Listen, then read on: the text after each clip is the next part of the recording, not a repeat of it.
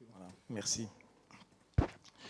Oui, alors, tout d'abord, je suis assez impressionné de m'exprimer ici, dans cette assemblée savante. Moi, je n'ai qu'une petite expérience, mais c'est celle que j'ai comme acteur de territoire et comme responsable d'un réseau associatif au niveau national, mais également au niveau régional et bien sûr une petite expérience d'élu local. Je voudrais d'abord dire que les constats, la présentation de cette problématique de la journée sur la grande transition et ce qui a été dit dans les propos introductifs, tout ce que j'ai pu observer, vivre depuis une trentaine d'années avec les mouvements dans lesquels je suis investi, corrobore en fait vos réflexions. Et on se disait avec Yves tout à l'heure, en vous écoutant, qu'on n'avait pas grand-chose à ajouter à tout ce que vous venez de dire sur la description de la situation dans laquelle on est. Ensuite, je voudrais dire aussi que poser d'emblée que le développement local, enfin celui que je représente un peu, la démarche de développement local, qui s'est conduite et qui s'est construite surtout dans des territoires très meurtris, dans la plupart des cas, meurtris par l'exode rural, par la désertification, par la désindustrialisation, etc. C'est une expérience qui montre que, en fait, toutes les crises économiques et sociales ne sont pas toutes derrière nous. On est encore concernés aujourd'hui, évidemment, mais ce sont des expériences qui ont fait naître, surgir des territoires et des acteurs un peu pionniers qui ont refusé de se résigner. Et que ça laisse, et ça donne un peu d'espoir, puisque, en fait, quelque part, on a la traduction dans le territoire local d'une capacité à dire non à des décisions qui viennent d'ailleurs et souvent d'en haut.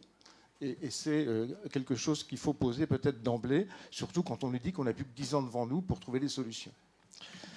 Ensuite, je voudrais dire que cet engagement dans la résilience des territoires, c'est bien sûr une façon d'entraîner les gens dans un refus de l'adversité.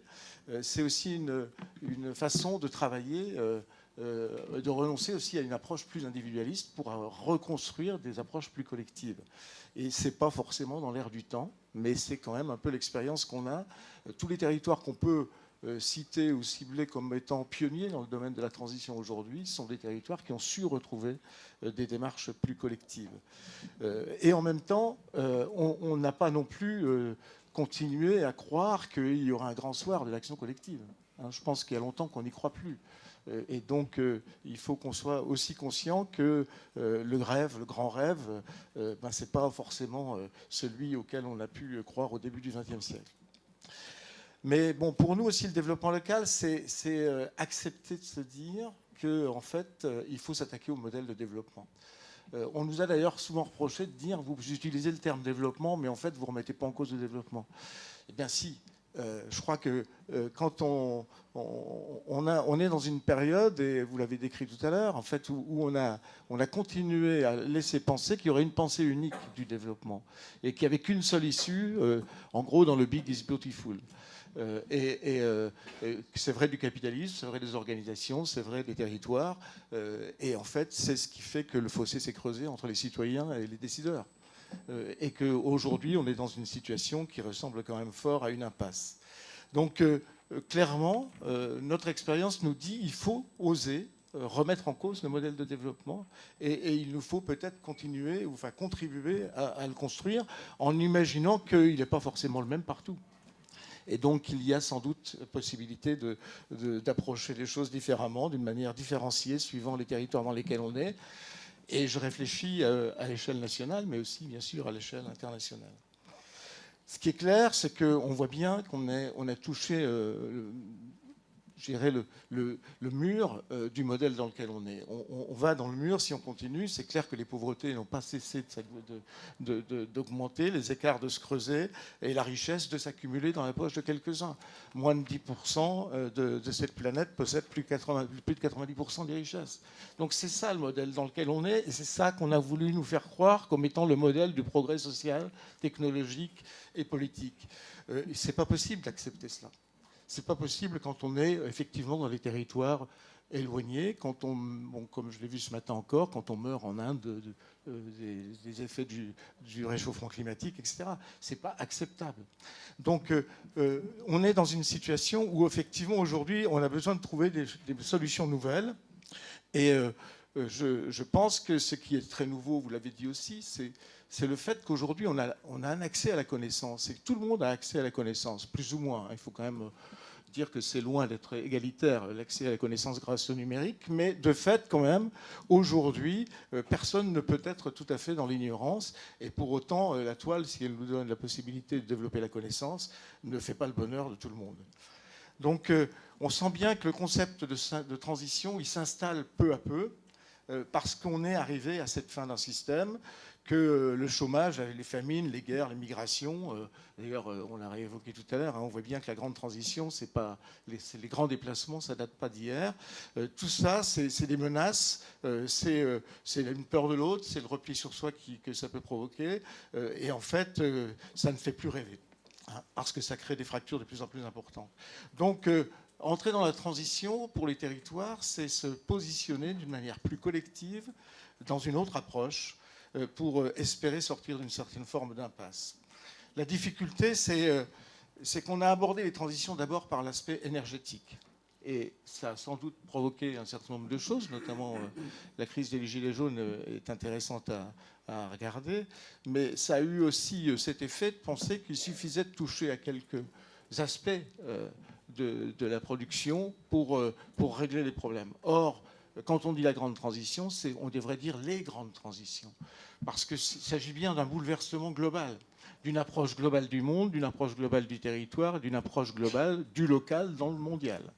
Donc c'est un petit peu ça notre cœur de métier, et c'est bien là qu'on doit trouver des issues pour l'humanité, pour survivre aux crises auxquelles nous sommes confrontés.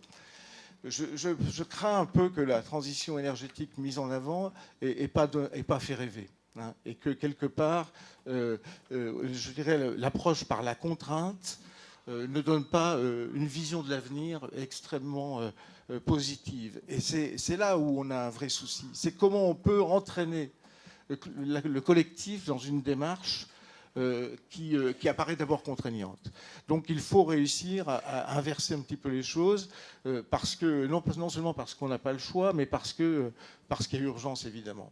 Donc en fait, moi ce que je retiens de l'enseignement de la démarche du développement local, c'est qu'il faut se poser un certain nombre de questions que nous devons partager en commun.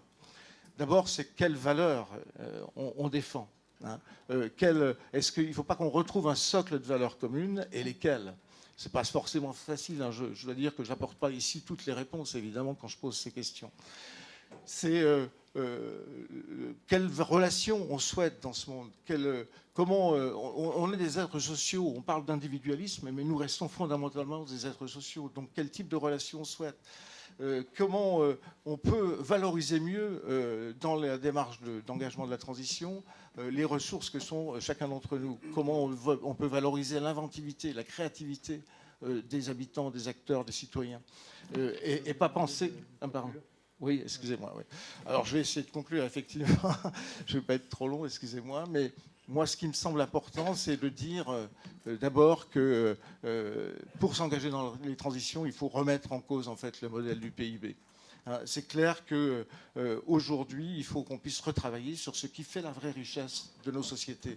Et la vraie richesse de nos sociétés, ce n'est pas le PIB. Le PIB, il augmente avec les catastrophes. Donc je crois qu'il faut au contraire qu'on arrive à développer, à construire du local sur la base d'une nouvelle forme de bien-être collectif au service d'un pouvoir vivre et d'un pouvoir d'agir ici et maintenant.